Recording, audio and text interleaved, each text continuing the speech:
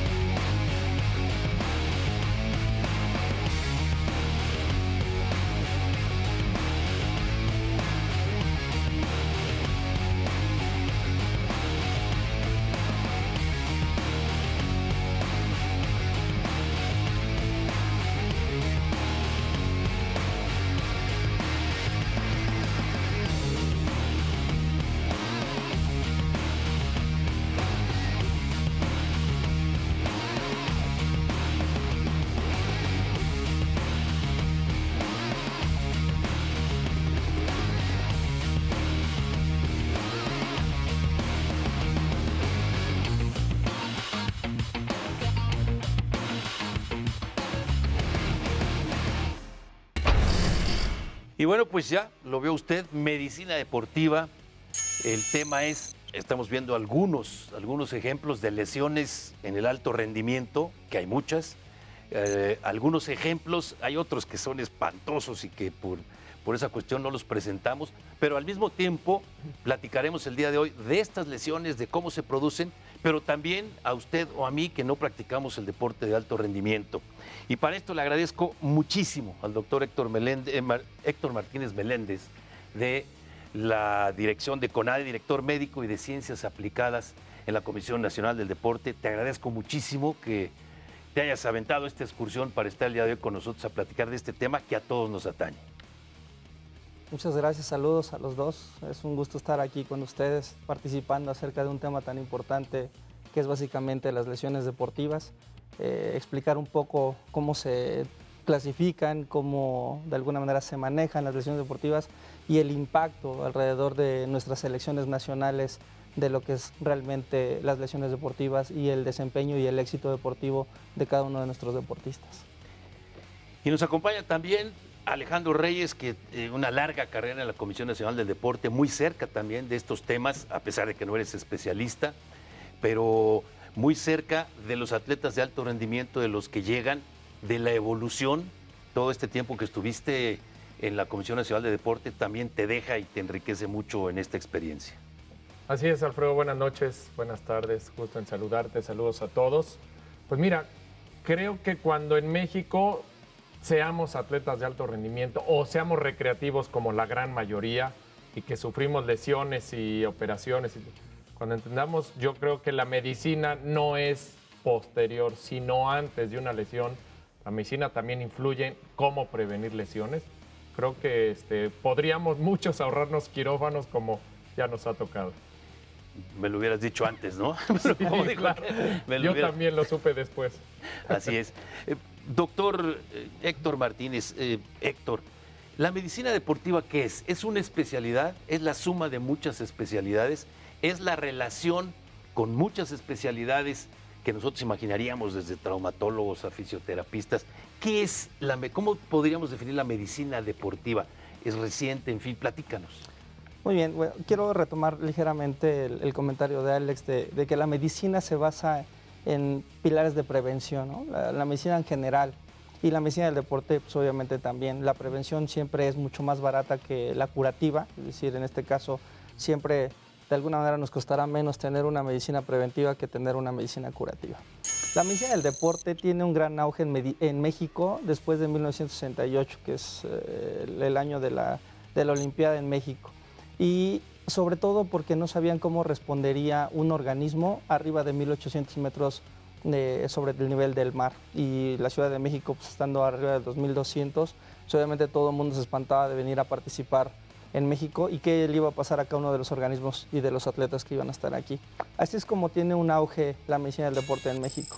En México la medicina del deporte se encarga básicamente de seguir las capacidades del atleta, cómo se pueden desempeñar, cómo pueden desarrollarse las capacidades y alrededor de ellas los efectos del entrenamiento deportivo alrededor de este personaje, en este caso el atleta. Incluye básicamente también la parte traumatológica y la parte de alguna manera del seguimiento médico-biológico, que es decir, la parte específica de cómo seguir al deportista cuando se está pasando del entrenamiento o cuando le falta entrenamiento. Aquí la pregunta obligada es, aquí sí tendríamos que dividir el alto rendimiento o los aspirantes a alto rendimiento o los chavos o los muchachos 10, 12, 14, 16, 18 que van al alto rendimiento y todos los demás.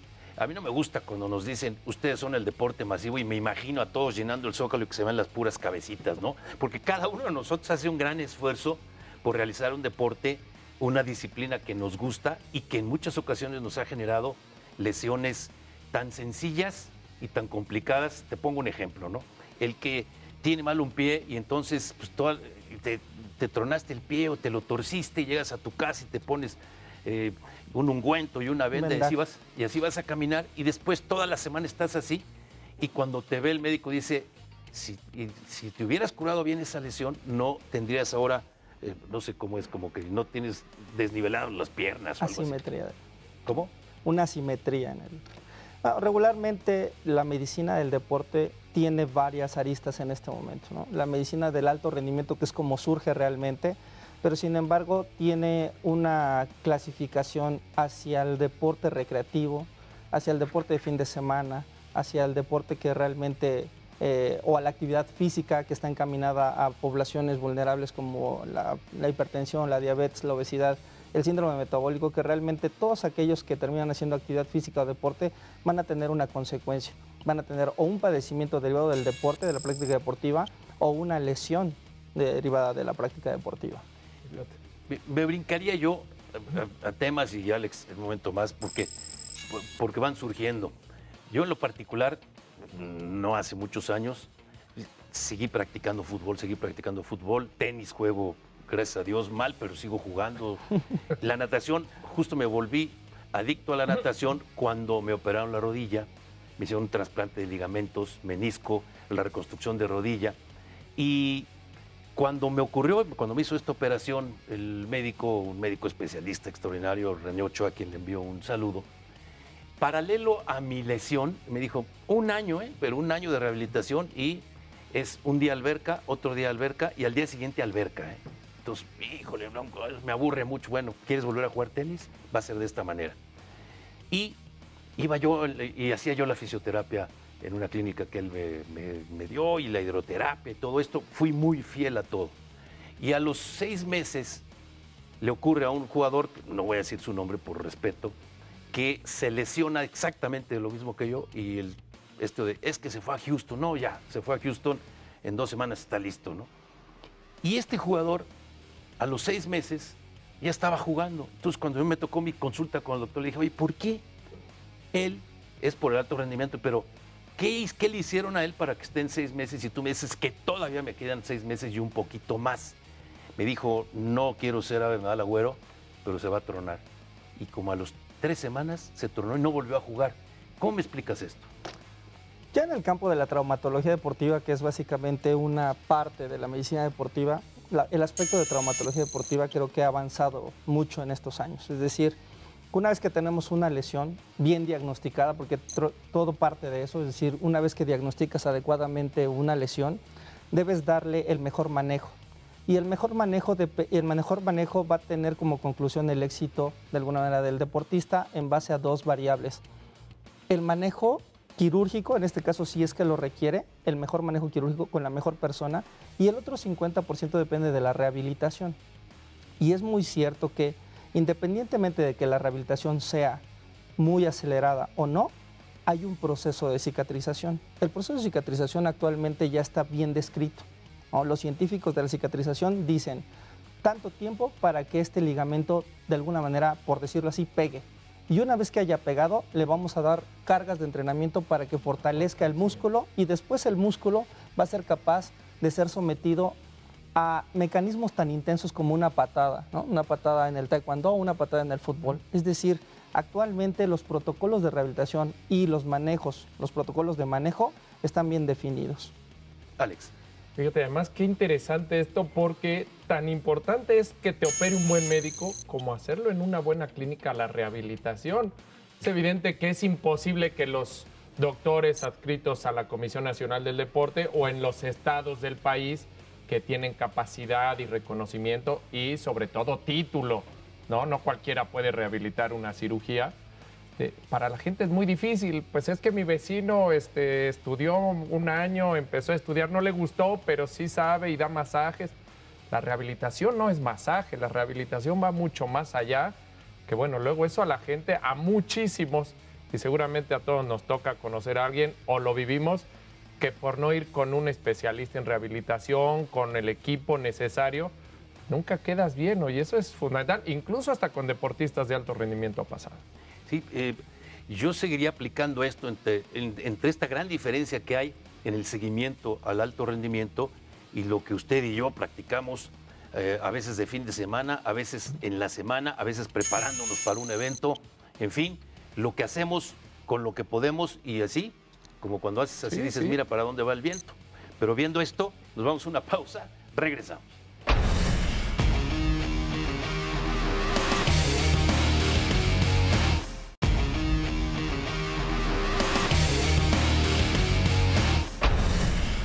Y bueno, estamos de regreso y vamos a dar así algunos saltos en obvio del tiempo con el doctor Héctor Martínez Meléndez, el director médico y ciencias aplicadas de la Comisión Nacional del Deporte.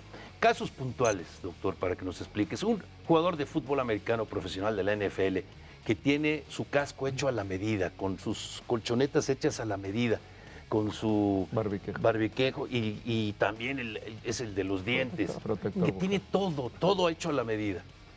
Y que la NFL los cuida hasta donde pueden, y claro, hemos visto muchos escándalos en relación al tema conmoción. Yo te pediría que nos explicaras.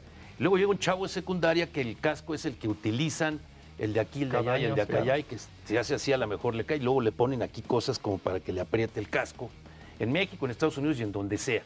Claro. Obviamente los dos son seres humanos y los dos sufren una conmoción en una tacleada, valga la proporcional al final de cuentas, porque los dos son seres humanos. ¿Por qué se trata uno de una manera y el otro, a ver, que siga jugando o al día siguiente hace su vida normal? Definitivamente creo que eso no debería pasar. O sea, finalmente hay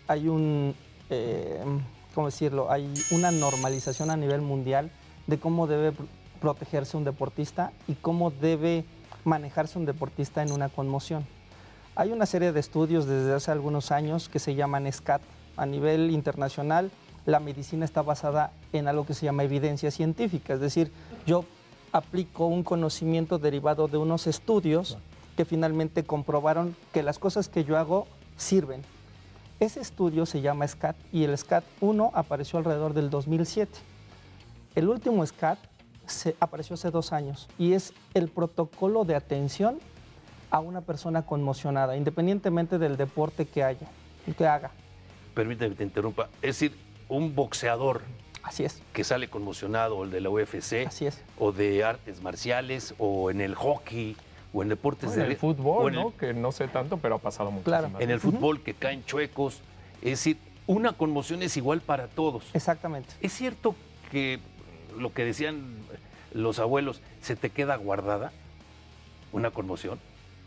Hay un poquito de, a lo mejor, diferencia ¿cómo decirlo?, de definiciones o de conceptos, dependiendo de cada escuela, europea, norteamericana, sudamericana, tal, ¿no?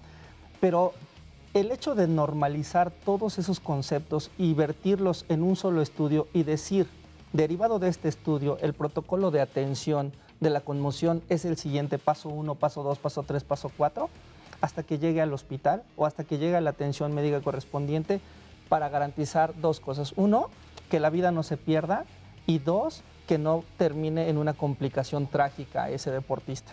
Actualmente está bien estudiado. Finalmente tendríamos solo que actualizarnos en cuanto a evidencia médica y todos deberíamos compartir la misma información para garantizar que ese deportista no se complique.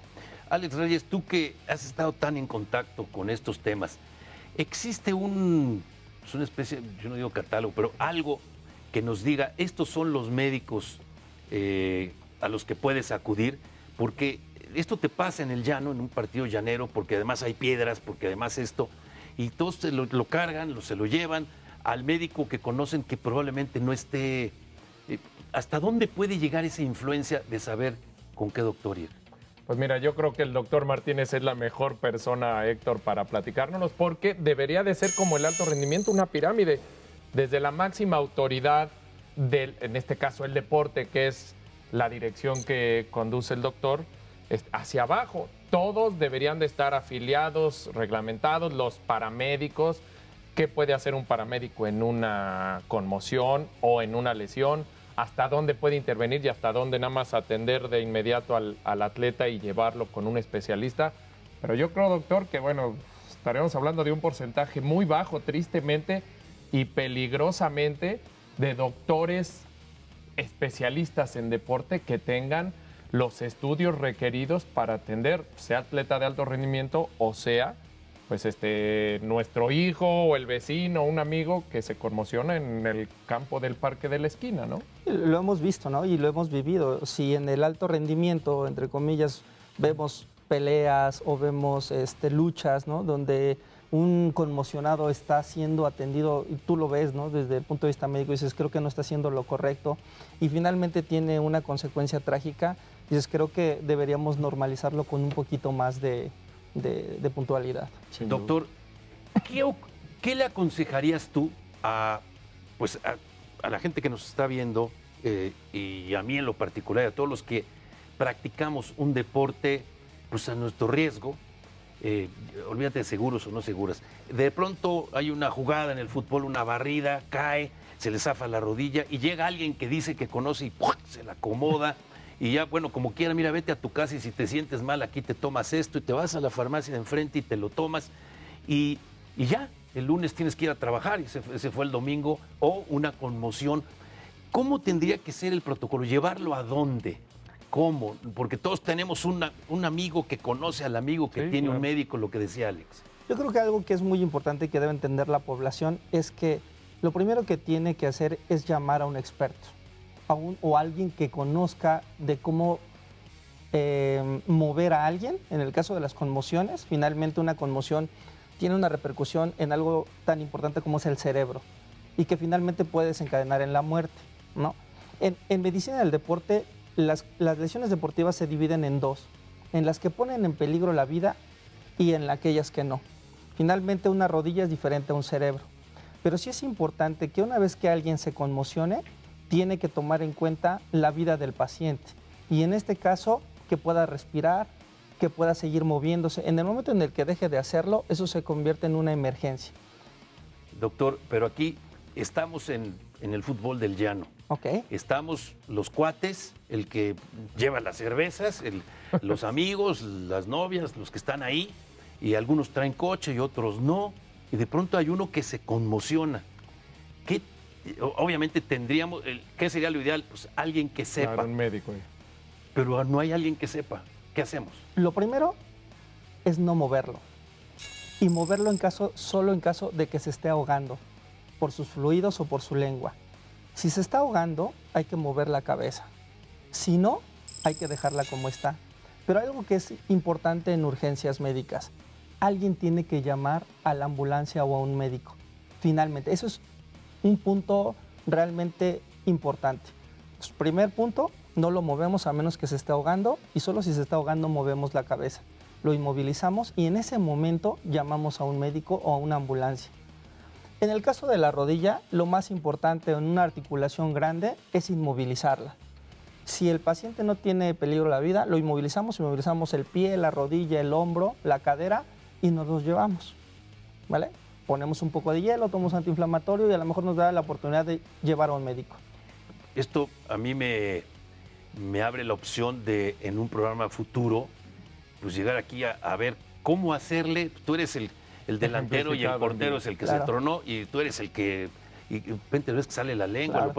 Es decir, algún protocolo que nos permita decir, bueno, ahí está, y luego llamar a la ambulancia que, como en ocasiones llega a los 5 minutos, en ocasiones llega a los 40 minutos. O los que lo cargan, lo meten a un coche, se lo llevan a un hospital y el otro llega todo. Es decir, gracias de veras que tenemos unos angelotes de la guarda en este país, porque tendríamos que tener mucho más de lesionados que los que vemos en este aspecto. Lo mismo en las escuelas, porque en las escuelas no necesitas estar practicando un deporte. De repente se cae un niño, casi todos los patios son de cemento, se supone que hay un servicio médico, pero hay curitas, hay mertiolate, hay no sé qué. Esa parte es bien crítica, ¿no? De hecho, tardó incluso Estados Unidos mucho en normalizar el protocolo de atención en campo de las lesiones deportivas, porque todo estaba hecho para hospitales, para clínicas. Tú sabes cómo recibir un lesionado, un automovilista y tal, pero no necesariamente en campo. Y actualmente, si en Estados Unidos costó mucho trabajo, creo que en México puede costar un poquito más. Y Alex, yo la siguiente, o sea, hacia donde iría la siguiente pregunta es justamente en esta otra preocupación es, en la escuela, en el recreo de las 12, se cayó, se golpeó, lo llevaron a la dirección, como quiera ya se levantó y se va a su casa como siempre se va, o en el metro, o pasan por él y todo, y ya pasó el tiempo y puede haber una secuela de dolor de cabeza, bueno, aquí están tus aspirinas y se pasa. ¿Qué tendríamos que hacer en esas? ¿Qué tendríamos que hacer? Efectos frecuentes de una conmoción, de un golpe finalmente un poco severo en la cabeza, son mareos, dolores de cabeza, ver lucecitas, escuchar zumbidos. Pero obviamente estos deben ir desapareciendo. Hay grados de conmoción. Habitualmente los conocemos como un grado 1, grado 2 y grado 3. Grado 1 pues es un poco de mareo, un poco de dolor de cabeza, al siguiente día ya estás bien. El grado 2 te dura una semana, ¿no? Y el grado 3 regularmente te dura un poquito más, pero se puede complicar. Habitualmente cuando un dolor de cabeza después de una caída o de una conmoción dura más de una semana, ese regularmente tiene que ir al neurólogo o urgencias. Eso es algo que no debería dejarse pasar. Alex, porque tú te encontraste también en muchos, cuando te dicen, se pegó en la cabeza, que no se duerma, que no se duerma. Exacto.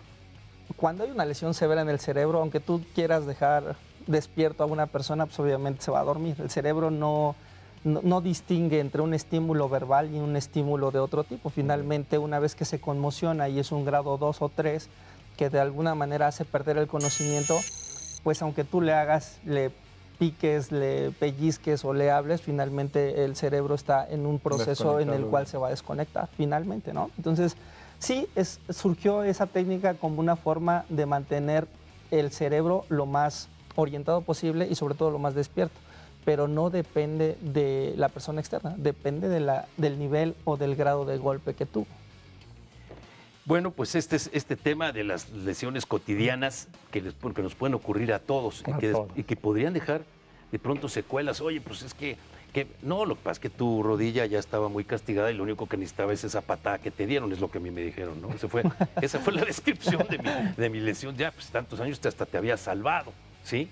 Pero bueno, calidad de vida, va, y lo hicieron. Te pongo un ejemplo, y aquí sí lo puedo decir, de un gran amigo, Rafael Puente, que a los 27 años de edad se tuvo que retirar del fútbol como portero del América, como portero del Atlante. Y a la fecha no puede doblar la rodilla más que esto. Y mira que es un adicto al deporte y lo hace como puede. 7 operaciones le hicieron en lo que se conoció como las técnicas. Es decir, si él ha dicho, bueno, lesionenme, pero hasta dentro de 2 años hubiera encontrado las nuevas alternativas. Es decir, a él fue, y le ves como una mordida de tiburón, y yo tengo al revés. Puntitos. Y es la misma lesión, y en cambio él se quedó así. Hablábamos de la evolución de la medicina, ¿no? Y dentro de la evolución de la medicina, los métodos de tratamiento también evolucionan.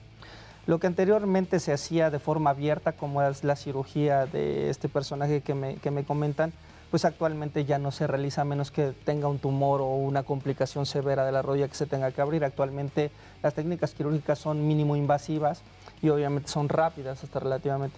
Algo que protegen mucho actualmente es la evolución de ese problema. Cuando la rodilla, por ejemplo, pierde la estabilidad, es decir, pierde la congruencia que tenía anteriormente por desgaste, por deporte o por una cirugía, está confinada o de alguna manera va a terminar degenerándose, va a terminar en una enfermedad degenerativa de la rodilla que finalmente la va a limitar en su movimiento y en su función. Es algo que actualmente se está tratando de prevenir.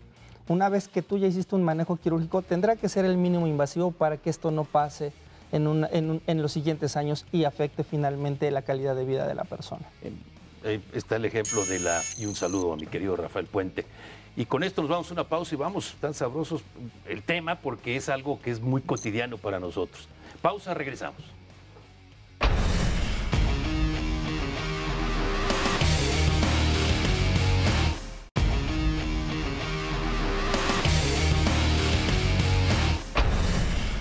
Doctor Hértogo Martínez, pues, mi querido doctor, el director de todas las cuestiones médicas de CONADE, yo traía aquí una cantidad de papeles, pero están saliendo las cosas así como que de una tras otra. Y le preguntaría yo a Alex, que todo ese tiempo que estuviste tú en CONADE, ¿te encontraste casos de alto rendimiento que se retiraran prematuramente?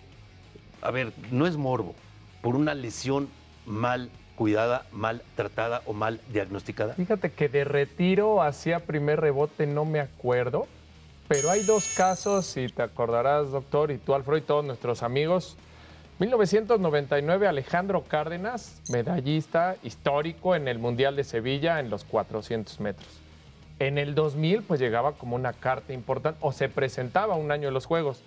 Tiene una lesión, si no me equivoco, es en la parte posterior del muslo o la pantorrilla. Y esto ocurrió a 4 meses de los Juegos Olímpicos. O sea, es lo que decíamos al principio, no solamente la medicina es curativa, sino puede servir para prevenir lesiones. Algo pasó con Alejandro Cárdenas en ese momento que de la medalla en 5 o 6 meses, como se dice en el argot, se tronó y no pudo recuperarse. Y en los Juegos Olímpicos, y él lo ha dicho abiertamente, la causa fue la lesión y quedó en 5º o 6º lugar de la prueba. Y el otro caso también muy claro, aunque ella sí terminó con medalla olímpica, fue Ana Guevara. Ana gana medalla en el 2003, la medalla de oro en París, y iniciando el 2004, año olímpico, se lastima. Se lastima en el mes de enero, febrero. También por toda la carga que venía acumulando y que seguramente no tuvo un tema preventivo, es decir, hay que bajarle aquí, hay que apretar acá, fortalecimiento, todas las técnicas que hoy...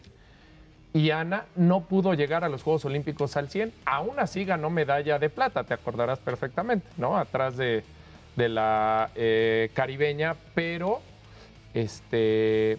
bueno, quién sabe qué hubiera pasado si Ana se mantenía en el mismo nivel de rendimiento y físico de un año antes. Muchos también decían, es que le aceleraron el proceso y llegó en el mejor momento un año antes de los Juegos Olímpicos, que le sirvió para ser campeona mundial, pero de esos dos son los claros ejemplos a los que yo traté de referirme al inicio, que no nada más es para curar, sino las ciencias, la medicina y las ciencias aplicadas también son para llevar a un atleta a su pico de rendimiento justo cuando lo necesita, y con ellos tristemente no pasó así, ¿no? 30 años antes, o 20 años antes, 1968, Memo Echeverría tenía el récord mundial, es el único récord mundial de natación que ha tenido un mexicano, unos 4 meses antes de los Olímpicos. Y en los Olímpicos se desfondó, y lo que decían era, claro, estamos hablando de que no había las ciencias aplicadas al deporte como hay ahora, lo quemaron, lo tronaron. Sí. ¿Qué significa eso, doctor? Al principio hablábamos de la clasificación de las 2 tipos de lesiones deportivas básicas, ¿no? De las traumatológicas y de las de sobreuso. Es decir, la sobreutilización, el sobreuso, ocasiona un desgaste crónico de los tejidos. Finalmente, en algún momento, dependiendo de la intensidad de los entrenamientos y la frecuencia de los entrenamientos y la frecuencia de las competencias, tenderán a aumentar las frecuencias de las lesiones, como en los tendones o como en los músculos. Finalmente, hay un tipo de tejido que aguantará las cargas de entrenamiento y habrá otro que no. Cuando las frecuencias, intensidades de las competencias son muy cercanas y de alguna manera muy exigentes, incrementa el riesgo de tener este tipo de lesiones. Y finalmente son los ejemplos que acaban de nombrar. Cuando nosotros tenemos 4 o 5 competencias antes de una olimpiada para clasificar y de alguna manera están muy pegadas a la olimpiada y de alguna manera están pegadas a la competencia fundamental, pues obviamente este riesgo incrementa aún más. Y es lo que regularmente les pasa a los deportistas. México se unió a un estudio en el 2008 de ver la frecuencia de las lesiones antes de las competencias fundamentales. A nivel mundial se tiene programado que el 10% de los deportistas que acuden a una olimpiada o a un mundial se van a lesionar justamente en esa transición, en los últimos meses antes de la competencia fundamental. Lamentablemente en México estamos alrededor del 20%, porque a veces las cargas de entrenamiento no se controlan y es algo que decías tú, Alex, y es muy cierto. El entrenamiento es un arte.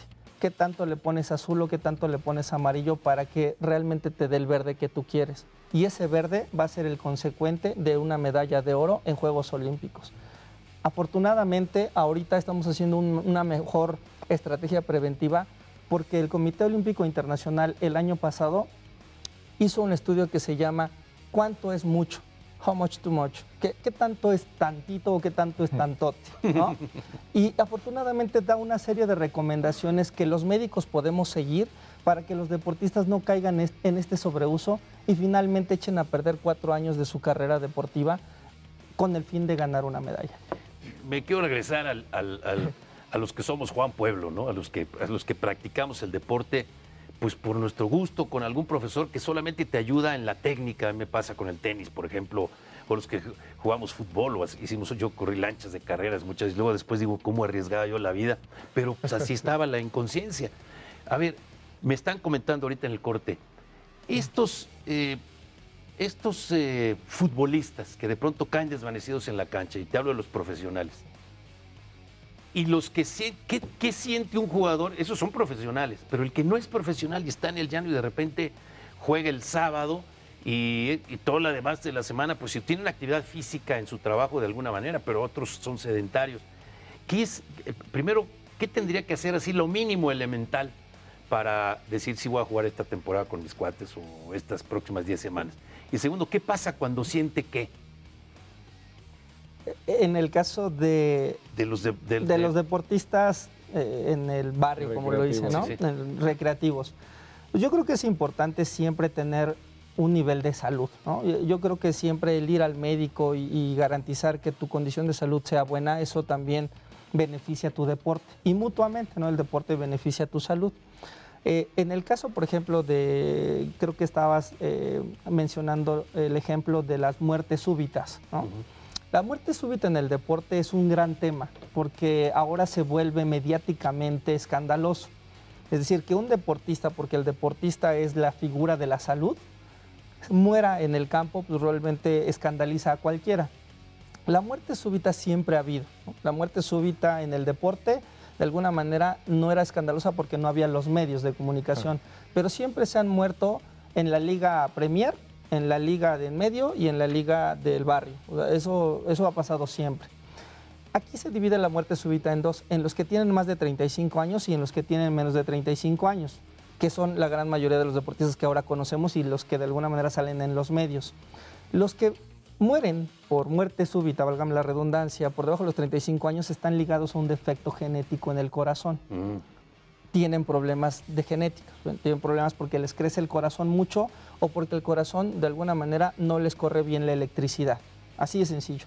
Los que tienen más de 35 años, que son la gran mayoría de nuestros deportistas recreativos, pues tienen problemas de colesterol. Regularmente están más ligados a problemas cardiovasculares de colesterol y triglicéridos y de aterosclerosis que aquellos que murieron por debajo de los 35.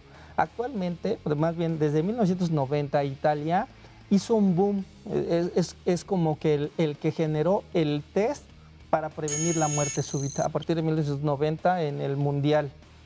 Y lo estamos tratando de copiar. Finalmente todo el planeta trató de copiar ese screening, porque ese screening o esas pruebas están directamente relacionadas para la posibilidad de que tú mueras haciendo ejercicio.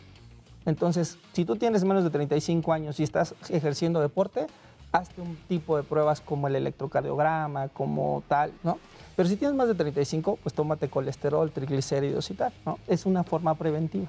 Fíjate que, no sé si... mi papá fue árbitro, ya con eso se ganó más de la mitad del cielo, ¿sí? Mi abuela pues fue mencionada en muchas ocasiones, más de las que ella hubiera querido. Fue presidente del colegio de árbitros, pero mi papá tenía una leyenda que decía, a los 40 años dejo de hacer deporte, y dejó de jugar frontón, dejó de practicar el deporte, porque todos en digamos, su entorno, te hablo de, él se crió en el llano, ¿no? Sí, te hablo de, ya no es, ¿no? Y por eso recibí yo mi primera raqueta, por ejemplo, ¿no? Porque ya mi papá ya no jugaba, pues, échatela tú. Ese tema, a lo que hemos evolucionado ahora, que vemos en el alto rendimiento, existía aquello de, no hay nadador que después de los 24 años vaya a ganar una medalla nunca. Y Mark Spitz se retiró, y se retiró Schollander, y se retiraron grandes. Y estamos viendo que ese paradigma se rompe con Michael Phelps. Estamos viendo en el tenis que Rafa Nadal y que Roger Federer, es más, del top 10 hay 7 que tienen más de 30 años de edad, cuando se decía otra cosa. ¿Te parece, doctor, que nos platiques de esa evolución desde la leyenda urbana hasta esto después de la pausa? Con gusto. Regresamos.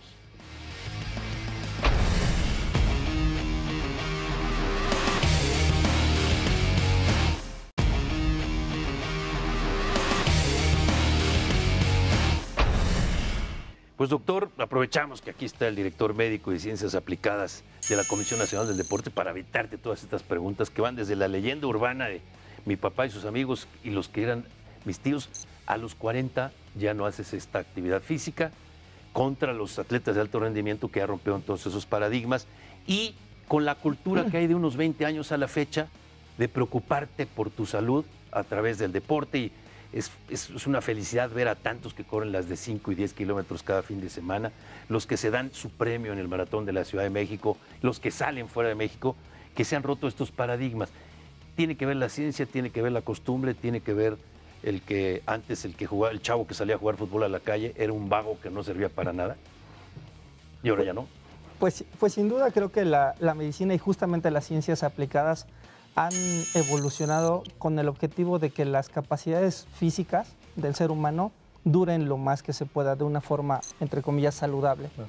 Recordemos que el deporte competitivo no necesariamente es salud, al contrario, creo que muchas veces el deporte ya en competencia pues finalmente termina con este tipo de temas que estamos hablando de lesiones deportivas y de padecimientos derivados del deporte. Por eso hay una gran división actualmente entre la parte competitiva y la parte por salud. Hay actividad física por salud y hay la parte del deporte.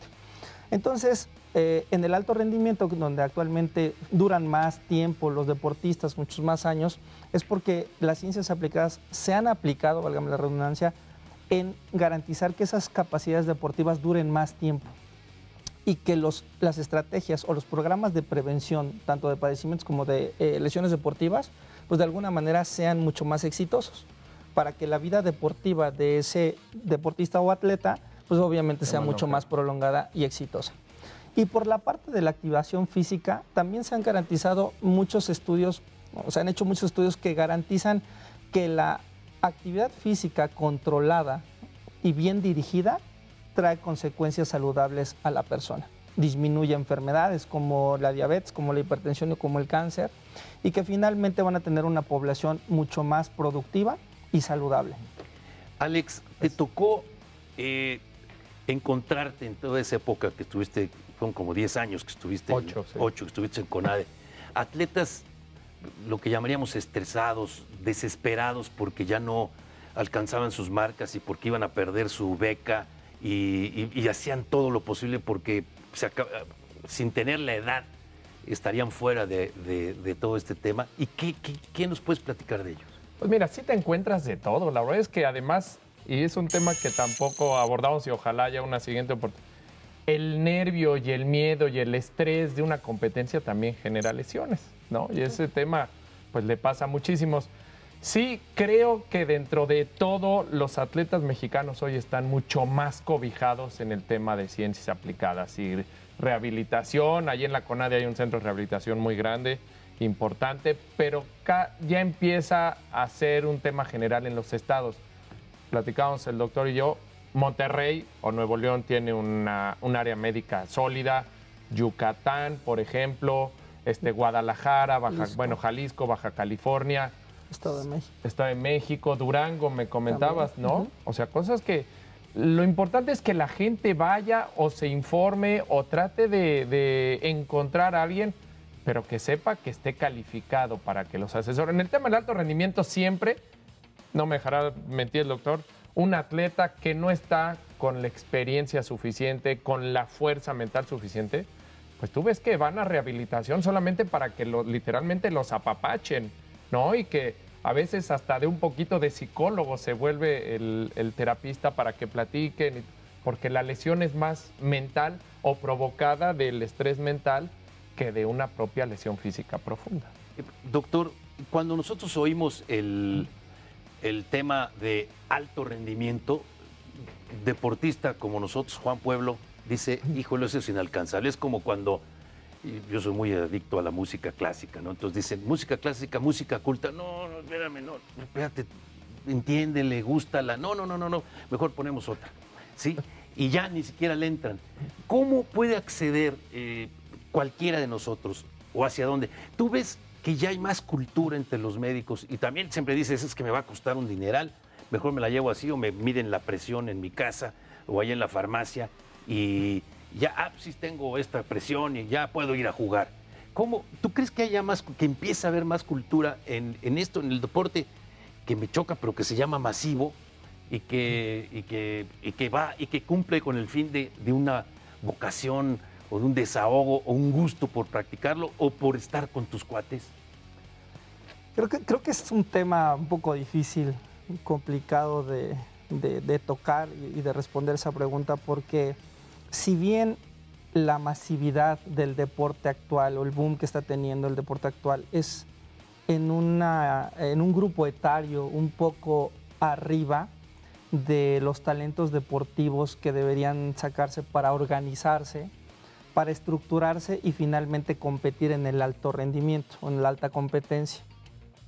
Creo que ese grupo etario, una vez que baje, es decir, una vez que aquellos se vuelvan padres y que le den una cultura deportiva a los hijos, creo que va a ser más beneficiado el deporte mexicano. Actualmente este deporteísmo que finalmente está como de, entre comillas, lo voy a decir así, como de moda, que todo el mundo corre ahora 5, 10 kilómetros, medio maratón, es un grupo de personas que realmente lo están haciendo entre que les sale de la salud al gusto por el deporte.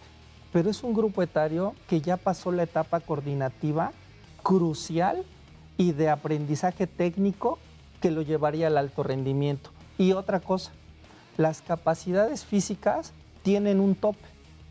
Esas capacidades son entrenables y no entrenables. Las entrenables se pueden seguir y las no entrenables pueden generar un poco de beneficio. Cuando ya llegan a ese tope, el alto rendimiento se quedó afuera. Ya que estamos cerrando el programa, vamos a cosificar, si te parece, se me permite la palabra. Hoy todos, ya que no haya violencia en el país y todos los jueguitos es que te perdiste 4 vidas y te comiste al otro y mataste a no sé quién y recuperaste 7 vidas. O sea, todos matan, ¿no? Pero cuidado que no haya violencia. Tenemos niños y jóvenes adictos a los jueguitos, a los videojuegos, que sí son adictivos. Vamos a cosificar y decir cómo hacer, y también cada vez tenemos menos espacios en las ciudades para practicar, aunque sea una cascarita, para salir a correr, para salirte a desahogar, para que el regalo a los niños pues tiene que ser algo que ellos puedan correr y no el muñequito que le haces no sé qué o que le brinca y que mata a 14 de un solo rayo, ¿no?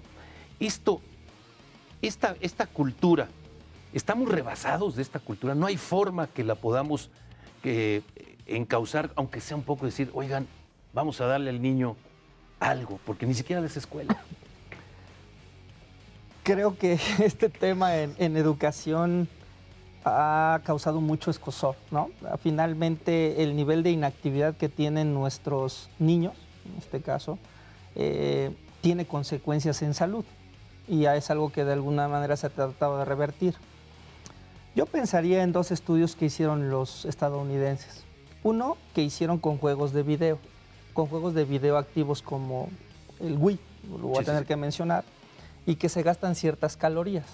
Finalmente, si tú completas esas ciertas calorías en un juego, sirve como que se hubiera salido a jugar al parque. Y eso finalmente yo rescataría esa posibilidad en caso de que los niños tengan un Wii o uno de estos videojuegos que son interactivos con el movimiento.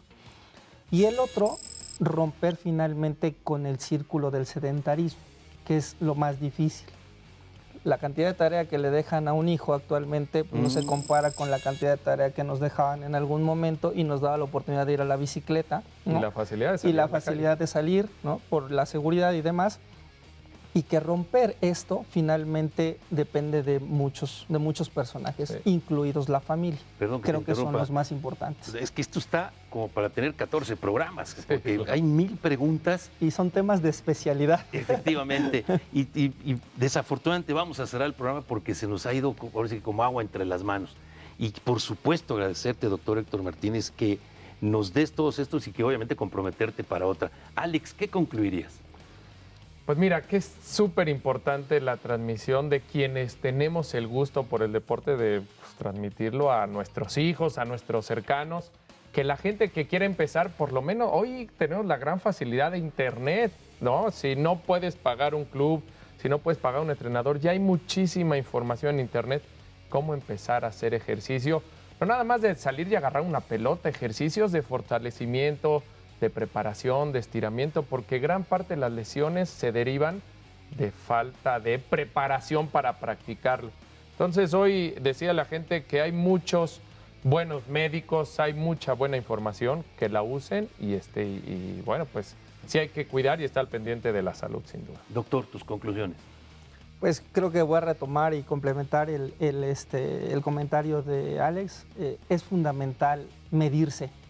¿no? Es fundamental medir nuestro nivel de salud para cualquier cosa y en este caso la práctica deportiva implica un riesgo. Y una vez que sabemos que estamos sólidos en la salud, podemos practicarlo de una mejor manera.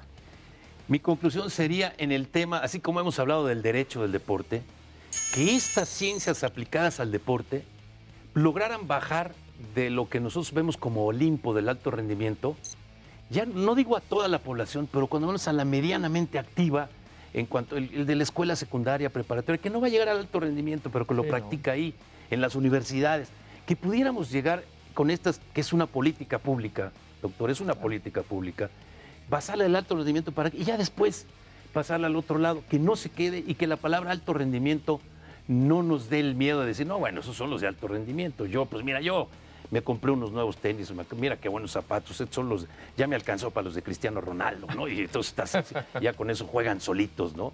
Este sería el tema. Doctor, ¿qué? No, tienes que venir a otro programa. Con el gusto. Exactamente. Muchísimas gracias, Héctor Martínez, director médico de Ciencias Aplicadas y Medicina de la CONADE. Alex, otra vez muchísimas gracias. Muchas gracias. Y a ustedes, amigos del auditorio, muchísimas gracias por su atención, paciencia y preferencia. No se olvide, nuestra cita Palco a Debate, los domingos 4 de la tarde, hora del centro de la República Mexicana, porque ya me escribieron de Baja California que de ellos ¿A qué hora? Bueno, pues sí. Muchísimas gracias. Hasta la próxima. Palco a Debate en la pantalla del Canal 11.